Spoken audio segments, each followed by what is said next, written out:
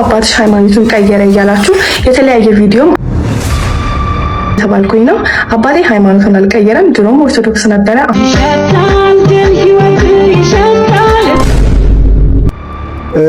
እኛ ቁስሉን አይተን ነው ደስ የሚለን። በነገራችን ላይ ሽል ብለህ ከገባ ግባ። ጾመ ዮዲት ወይም ደግሞ የጳጉሜ ጾም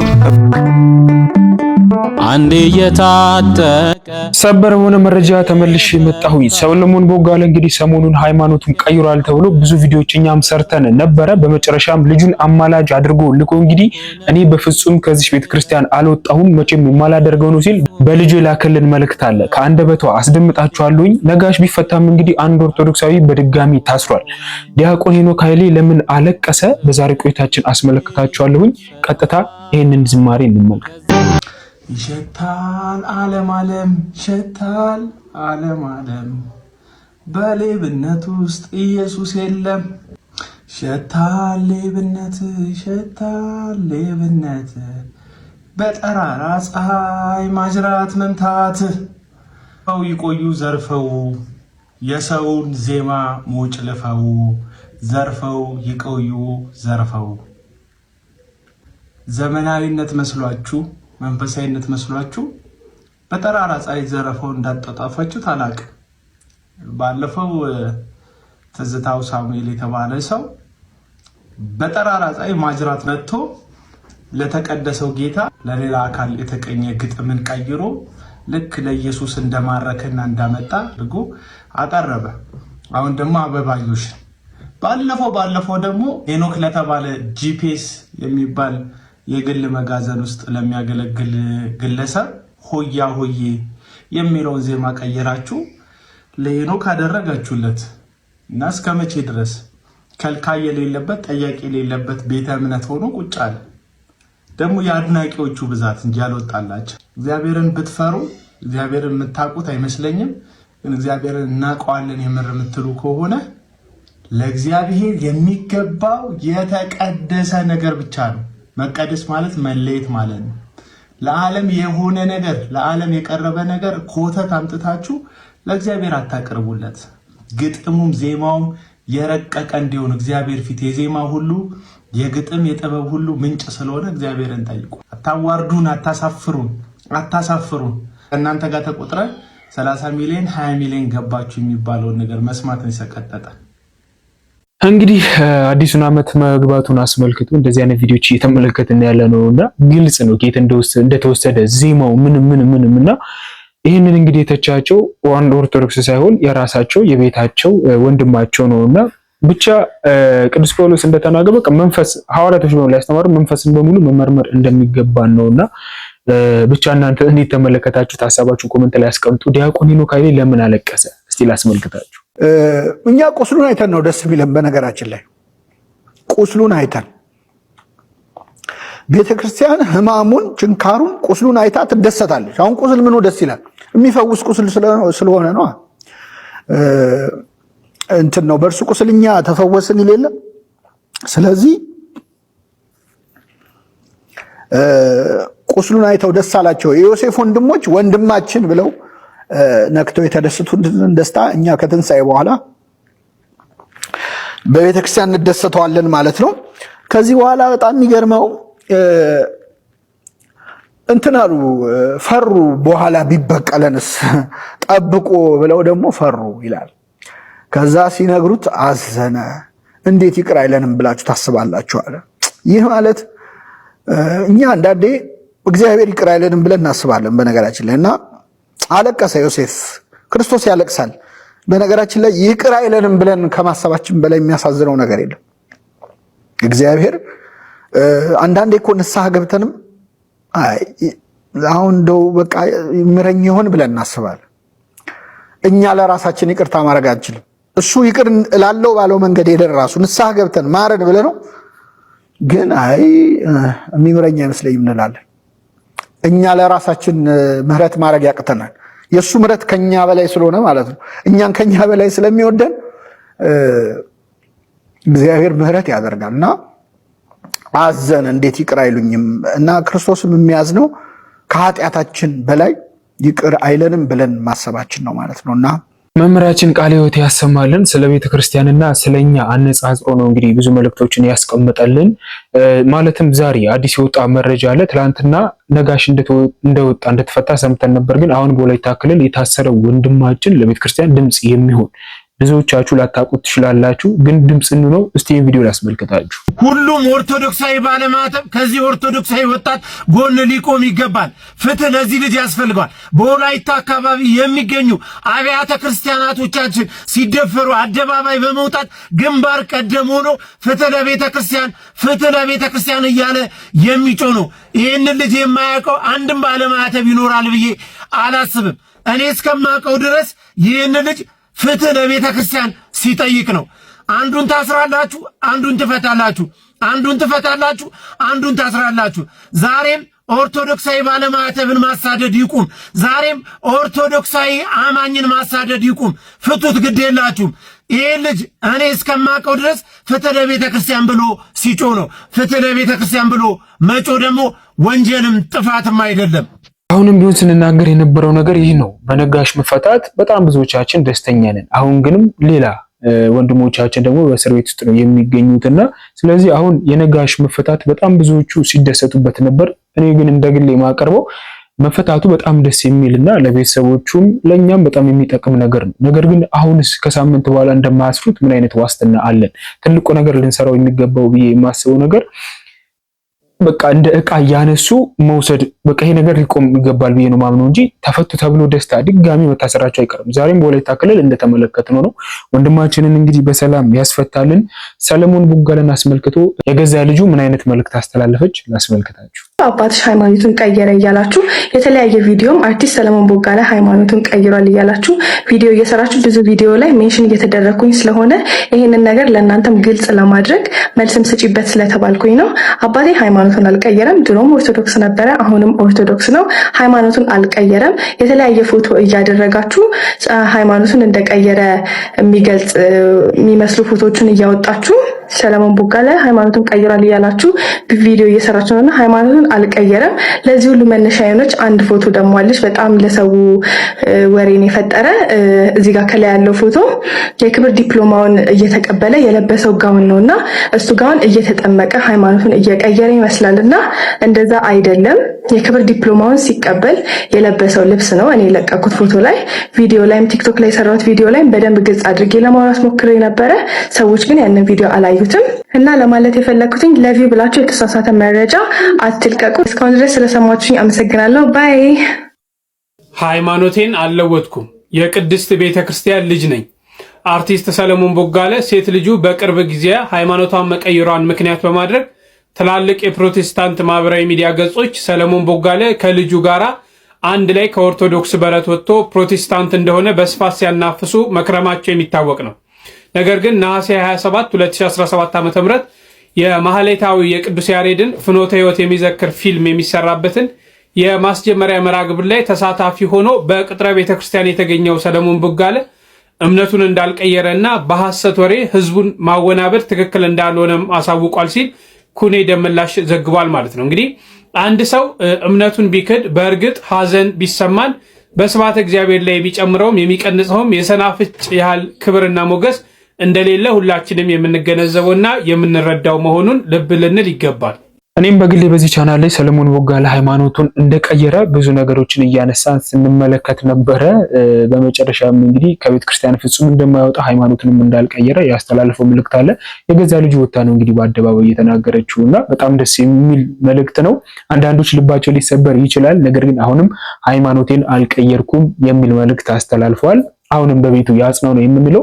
እንግዲህ በመጨረሻ ማስመለከታችሁ ቪዲዮ ጳጉሜን ወር በጣም ብዙዎች ይጠመቃሉ ታውቃላችሁ። እሱን በተለይ ደግሞ ጳጉሜ 3 ማለትም ሰኞ ዕለት ሰማይ ይከፈታል የሩፋኤል ጸበል ተብሎ በጣም ብዙዎቻችን ከልጅነታችን ጀምሮ ስንጠመቅም ነበረ።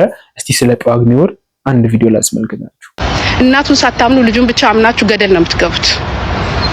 ገደል ነው የምትገቡት። ጌታ ሆይ ሰውን ያምናል፣ ሰውን ያመልካል። እኔ እናቱን ተክጄ ነበር ህይወቴ ላይ። እመቤቴ ማረኝ። አቤት እንደው ቆይ የሆነ ነገርማ ለእመቤቴ ማረኝ ማድረግ አለብኝ። መጨረሻውን አሳምርልኝ እግዚአብሔርን። ልክ እሷን ሳምን እናንተ እኔም ተረጋጋው። ያ የሆነ ነገሬ ተመለሰ። እግዚአብሔር ምስክሬ ነው ጋይስ፣ የሆነ ነገርም አለ።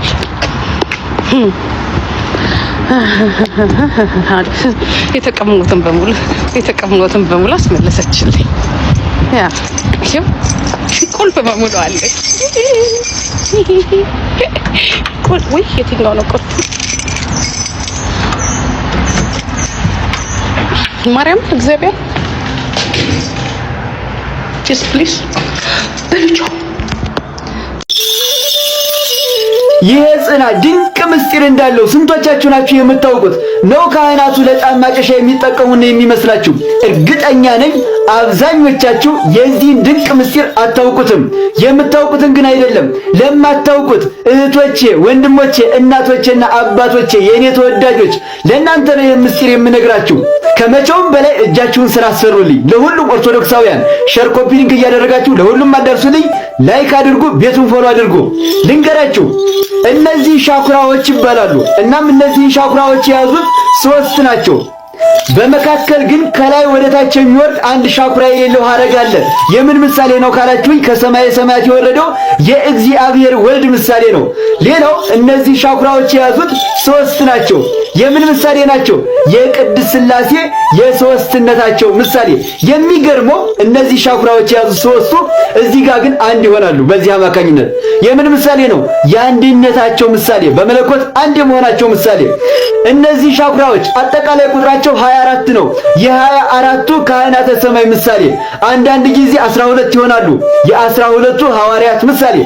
ወደ ዋናው ነገር ልምጣላችሁ። ይሄ እሳቱና ዕጣኑ አንድ የሚሆኑበት ነው። እዚህ ላይ ግን ምን አስታወሰ ይመስላችሁ? ማርያም ማርያም ማርያም የሚል ስልክ ቁጥር ልንገራችሁ 0961 21 21 21። ይሄ ለምንድን ነው የሚያገለግለን የሚጠቅመን ካላችሁኝ ብዙ ካህናት እኮ ነው እንደዚህ የሚያጥሩበት ቦታ ታውቃላችሁ? ሰሚነሽ ኪዳነ ምህረት። እናም ከኛ ጋራ ሰሚነሽ ኪዳነ ምህረት ነሐሴ 16 መጓዝ የምትፈልጉ ሰዎች በዚህ ስልክ ቁጥር ደውሉልን። እናታችንን ተሳልመን አብረን ተጉዘን እንመጣለን።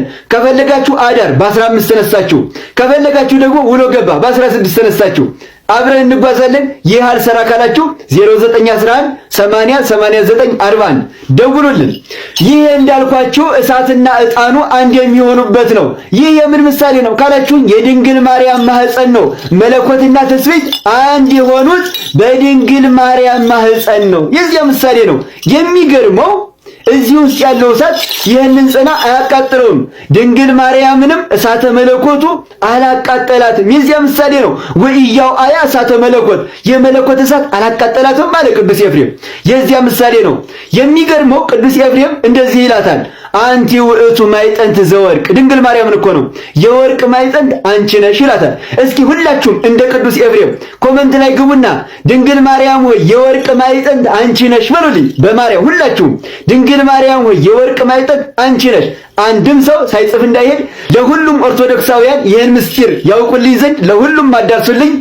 ላይክ አድርጉ፣ ቤቱን ፎሎ አድርጉ። ገና ብዙ ነገር እነግራችኋለሁ። ክበሩልኝ ውዶቼ፣ እወዳችኋለሁ። በሌብነቱን እየመራ ያለው ትዝታው ፖሊስ ፈልጌ አጥቼዋለሁ ብሏል። ሳቅ ነው፣ ስቀን ነው የምናልፈው። ለምን ፈልጎ አጣው አንልም። ስቀህ ለፍ ትንሽ ደቂቃ ልትቀርል በቃ እንለፈው፣ ስቀን እንለፈው። ለምን እንደው ታውቃለህ? ከባለፈው ሳምንት አጋማሽ ጀምሮ እኔ ጭንቅ ውስጥ ነበርኩ ታውቃለህ። ቢሮ መምጣት አልችልም። የደህንነት ሰዎች ይፈልጉሃል ምናምን ምናምን እየተባለ ይሄንን ስላወራን እኔ እናንተ ጭንቅ ውስጥ ነን። ተወስደህም ታስረሃል፣ ተወስጄም ታስሬያለሁ። አሁን ከባል ቢያንስ እንግዲህ በዚህ 3 ወር ውስጥ ሁለተኛ ጊዜ ነው ማለት ነው እንደዚህ ሲጨነቅ የነበረው። ለትንሣኤ ነበር እንደውም ሄጄ ቃሌን ሰጥቼ መጥቻለሁ።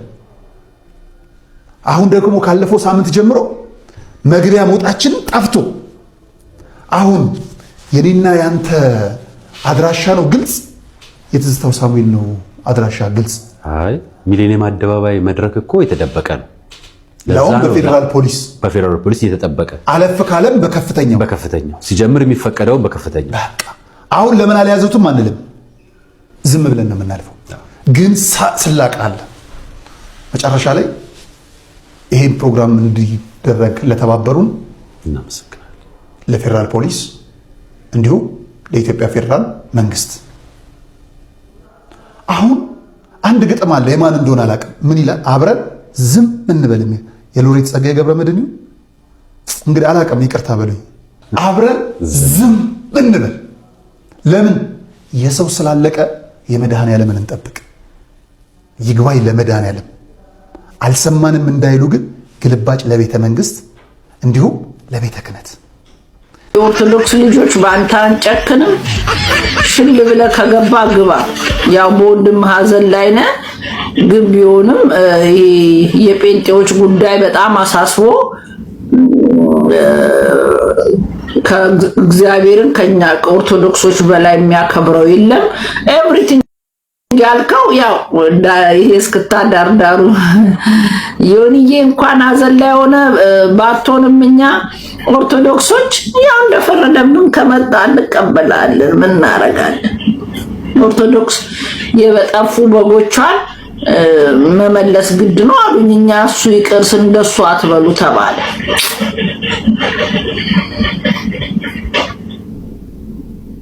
እና በቃ ዮኒ ማኛ ዳርዳር እያለ ነው።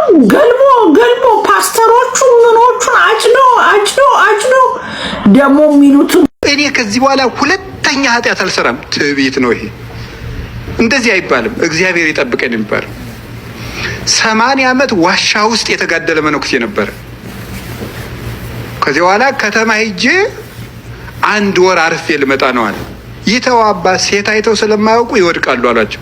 እኔ አባ 80 ዓመት ተቀጥቅጬ ተጋድዬ መላእክትን ለማየት በቅቼ የራስህን ውድቀት ተናገር አሉ። ሄደ፣ ውድቀት ገጠመው። ልጅ ወልዶ ተሸክሞ ይዞ መጣ። እንግዲህ ሰውን ካልሞተ አትመኑት አለ። መጥቶ ከገዳሙ ሰው ሲሞት ነው። ካልሞተ ሰው ገሌ ቅዱስ ነው አይባልም አለ። ቢሰማ ኑሮስ ምክር እኔ ቅዱስ ነኝ፣ እኔ ንጹህ ነኝ፣ እኔ አልወድቅም አይባልም። እኔ እንደዚህ አይገጥመኝም አይባልም። ትዕቢት ነው። ቅዱስ ጴጥሮስ ሁላችሁ ትክዱኛላችሁ አላቸው ጌታ። እሱ ምን አለ መልሶ? ሌሎች ሊክዱ ይችላሉ፣ እኔ ግን በፍጹም አልክድም አለው።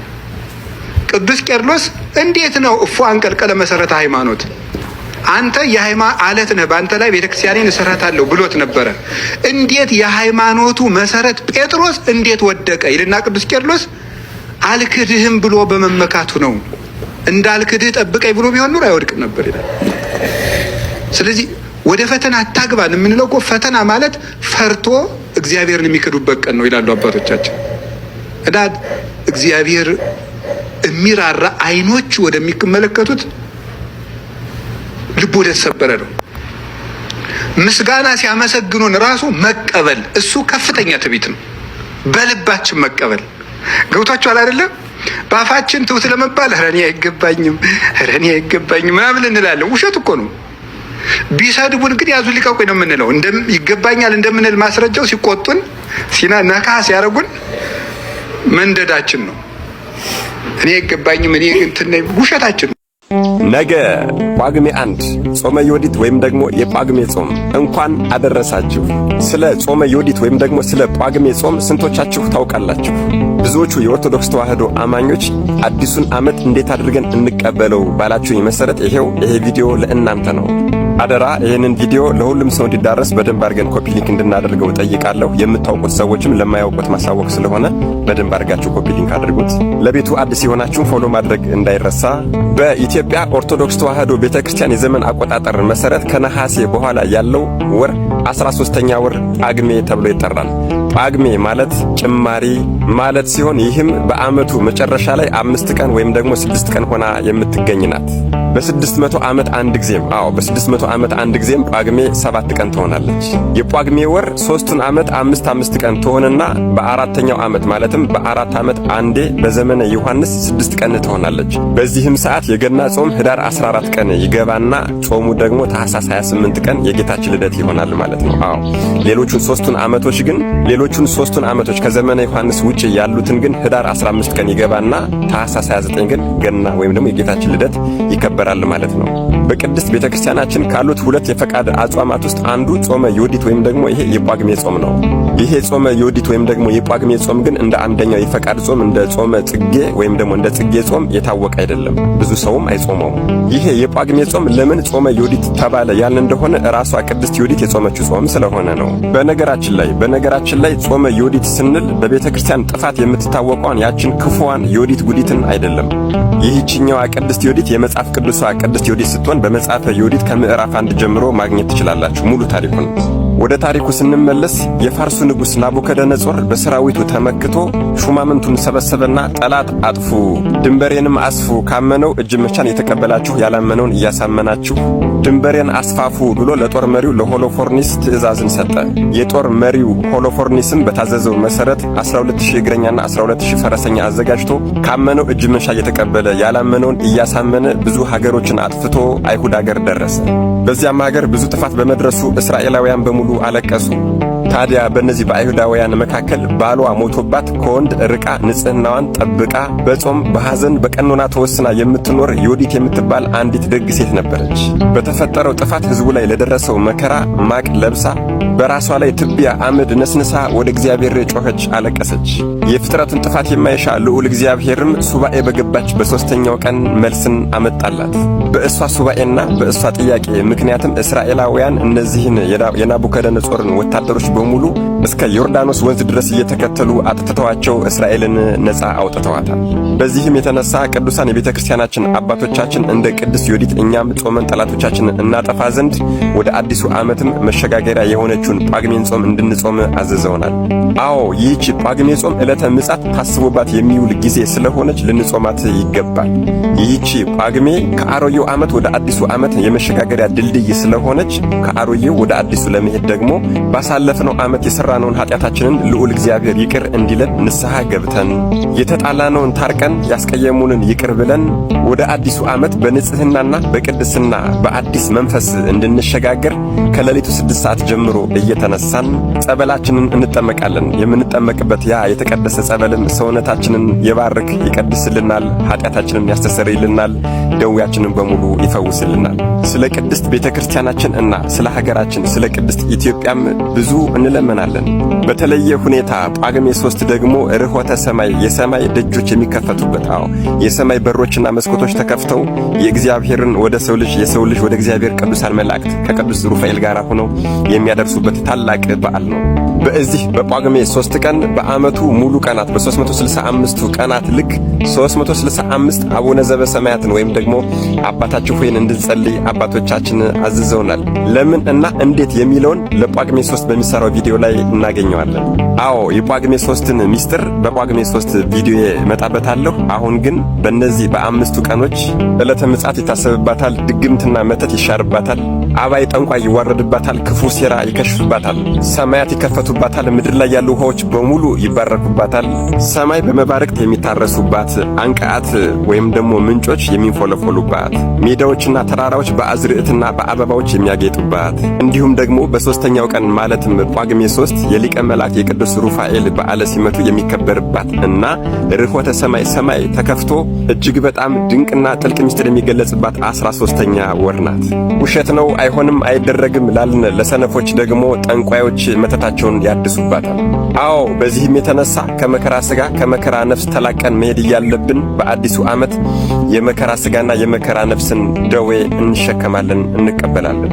ስለዚህ ይሄ ቪዲዮ ከደረሳችሁ በኋላ አደራ ሁላችንም በንስሐ ሳሙና ታጥበን የበደልነውን ክሰን የተጣላነውን ታርቀን በሰላምና በፍቅር ወደ አዲሱ ዓመት እንሸጋገር ዘንድ የቅድስተ ቅዱሳን የቅድስት ድንግል ማርያም ወላዲተ አምላክ እመብርሃን ልጅ መድኃኔ ዓለም ኢየሱስ ክርስቶስ መልካም ፈቃዱ ይሁንልን እያልኩኝ መድኃኔ ዓለም ኢየሱስ ክርስቶስ አስተዋይ ልቦናና ሰሚ ጆሮ ይስጠን። አሜን። ይቆየን። ውጭ ሀገር ያላችሁ እህት ወንድሞቼ ጸበል መጠመቅ ስለማይመቻችሁ ውሃ አቅርባችሁ ጳጉሜ 3 ቀን የበረታችሁ የቅዱስ ሩፋኤልን ድርሳንና መልኩን ጸልያችሁ ያልቻላችሁ የቅዱስ ሩፋኤልን መልኩን ውሃው ላይ ጸልያችሁ አምላከ ቅዱስ ሩፋኤል ባርክልኝ፣ ሊቀ መላኩ ቅዱስ ሩፋኤል ባርክልኝ ብላችሁ ካህን ካለ በካህን ተጠመቁ፣ ካህን ከሌለ ቅዱስ ሩፋኤል አንተ አጥምቀኝ ብላችሁ ራሳችሁ ላይ አፍስሱት፣ ልጆቻችሁ ላይ አፍሱት ወይም ተጠመቁበት፣ ጠጡት። ጳጉሜን መጠመቅ ከጥንት አባቶቻችን ጀምሮ የነበረና በየዓመቱ ጳጉሜን መጠመቅ የሚናፈቅ ጊዜ ስለሆነ ተጠቀሙበት። ጳጉሜ 3 ርሆተ ሰማይ ነው። 7ቱ ሰማያት ይከፈታሉ፣ ጸሎታችን በሙሉ ያርጋል። ጳጉሜ 3 ርሆተ ሰማይ ይባላል። ርሆተ ሰማይ ማለት የሰማይ መከፈት ማለት ነው። ይህም የሰማይ መስኮቶች ወይም ደጆች የሚከፈቱበት ዕለት ነው። ርሆተ ሰማይ ወይም የሰማይ መከፈት ሲባል በሰማይ መከፈትና መዘጋት ኖሮበት ሳይሆን ቅዱሳን መላእክት የሰው ልጆች ጸሎት፣ ልመና ያለ ከልካይ ወደ እግዚአብሔር የሚያሳርጉበት ቀን ስለሆነ ነው። እንዲሁም ሊቀ መላኩ ቅዱስ ሩፋኤል የዓመቱን የጸሎት መዝገብ የሚከፍትበት ቀን ስለሆነ ነው ርሆተ ሰማይ የተባለው። በእርግጥ በንስሐው ለሚጸልይ ሰው ለእርሱ ሁሌም የሰማይ ደጅ የተከፈተ ነው። ከዓመት ተለይታ ጳጉሜ 3 የሰማይ መስኮቶች ወይም ደጆች በሙሉ ተከፍተው የምእመናን ጸሎት በተለየ ሁኔታ የሚያርግበት ጊዜ እንደሆነ ሊቃውንተ ቤተክርስቲያንም ይነግሩናል። ስለዚህ በዚህ ቀን ማለትም ጳጉሜ 3 ያስለመድናቸውን ጸሎቶች፣ አንዳንዶቻችንም ያቋረጥናቸውን ጸሎቶች በርትተን ብንጸልይ ቅድመ እግዚአብሔር ይደርሳል። ባጭሩ ይህ ቀን የዓመት ታላቅ የጸሎት በረከት ቀን ነው። በዚህም ቀን የጸለይነው ጸሎቶች ሊቀ መላኩ ቅዱስ ሩፋኤልና ቅዱሳን መላእክት ቅድመ እግዚአብሔር ያሳርጉልናል። በዚህ ዕለት የእግዚአብሔር ምሕረትና ቸርነት ለሰው ልጆች የሚወርድበት ታላቅ ዕለት ነው። አባቶቻችን እንደሚነግሩን ከሆነ ጳጉሜ 3 ከሌሊቱ 6 ሰዓት ጀምሮ ያስለመዱትንና ሌሎችንም ጸሎቶች ሲጸልዩ ያድራሉ። ስለዚህ እኛም እንደነሱ ማድረግ ባንችል የበረታን ሌሊት 6 ሰዓት የቻልን ሌሊት 9 ሰዓት ተነስተን ጸሎት ልንጸልይ ይገባል። ስለዚህ ጳጉሜ 3ን በጉጉት ጠብቁ። ጳጉሜን መጠመቅ መተትና ድግምትን ይሽራል የሚለውን ስናይ የወለላይቱ እመቤት ልጆች እንደምታውቁት ያለንበት ጊዜ አጋንንት ተፈቶ የተለቀቀበት፣ ሰው በክፋት ከአጋንንት ያልተናነሰበት፣ አንዳንዴም የሚበልጥበት ጊዜ ላይ ነው ያለነው። በተለይ ብዙ ምዕመናን በመተት በድግምት እድላቸው ተወስዶ ሕይወታቸው ባዶ እየተደረገ ነው። አጋንንት ጉርታቾችና መተት መታቾች ጳጉሜን በሰው ላይ የሚመትቱበት መተት የሚያድሱበት ስለሆነ ጸበል በርትተን ብንጠመቅ እድሳታቸው ይሻራል፣ መተታቸውም ይከሽፋል። ስለዚህ በዚህ ቦራ ጳጉሜ በመተትና በድግምት የምትሰቃዩ ወገኖቼ በርትታችሁ ጸበል ተጠመቁ፣ ጠጡ። ምክንያቱም ዓመቱን ሙሉ በእድላችን ሲመተት ወደኛ ሕይወት ሲጎተት የነበረው አጋንንት ጳጉሜን በርትተን ከተጠመቅን አጋንንቱ አዲሱን ዓመት አይሻገርም። በተመተተብን መተትና በበላነው ድግምት ውስጣችን በተለይ ሆዳችን እንዲሁም መላ አካላችን ላይ ደዌ ሆኖ የተቀመጠውን አጋንንት ይለቀናል። ውስጣችን ያለው የደዌ መተትም ይሻራል። እንዲሁም በአውደ ዓመት መስከረም 1 ቀን በቅዱስ ዮሐንስ ስም አስታከው ዛር አንጋሾች ለዛር ደም የሚያፈሱበት የሚገብሩበት፣ ባለቡርንትቻዎች እንዲሁም አድባራው ጋር እያሉ በዛር ስም ተሰብስቦ የሚበሉበት ጊዜ ነው። አዲሱን ዓመት ደም በማፍሰስ ለዛር በመገበር ስለሚቀበሉ ጸበል መጠመቅ ከነዚህ ችግር እናመልጣለን። በተለይ ቤተሰባችሁ በቅዱስ ዮሐንስ የሽፋን ስም ለአውደ ዓመት ነው፣ ለአድባር ነው፣ አዲሱን ዓመት ለመቀበል ነው፣ የእናት አባታችን የአያቶቻችን አምላክ እንዳይጣላን ነው፣ በአዲሱ ዓመት ጠላታችን ደሙ እንዲፈስ ነው ደም የምናፈሰው፣ የኛን ጦስ ይዞ እንዲሄድ ነው በማለት ገብስማው ሰራ ባለነጠላ ዶሮ ነጭ ቀይ በግ እያሉ ያረዱትን አትብሉ። እያወቃችሁ በዮሐንስ ስም ለዛር የተገበረውን ብትበሉ በደም የገባውን ዛር በጸበል ለማስወጣት ትቸገራላችሁ። በቤታችሁ በአካባቢያችሁ እንደዚህ አይነት ክፉ ልማድ ካለ ተቃውሙ፣ ለማስተማር ሞክሩ። የነሱ ዕዳ ነው ነገ ለእናንተ የሚተርፈው። በተረፈ ይህችን ወራ ጳጉሜን እንደ አባቶቻችን እንድንጠቀምበት አምላከ ቅዱስ ሩፋኤል ይርዳል። ያስተማረን የመከረን የአባቶቻችን አምላክ ልዑለ ባሕርይ ቅዱስ መድኃኔ ዓለም ኢየሱስ ክርስቶስ ክብር ምስጋና ይድረሰው።